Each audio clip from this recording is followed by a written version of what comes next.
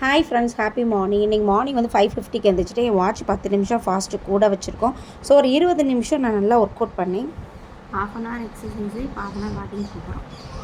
அதுக்கப்புறம் ஒரு 1.5 கிலோமீட்டர் தூரம் நானே ஹஸ்பண்டும் நடப்போம். நடந்து வந்து வாசலில் நல்லா மஞ்சள் தண்ணி தெளிப்போம், செவ்வாய் வெள்ளிக்கு தெளிப்போம். ஸோ மாமனார் திதி திரும்பாதனால கோலம் போடுறதில்ல நாங்கள்.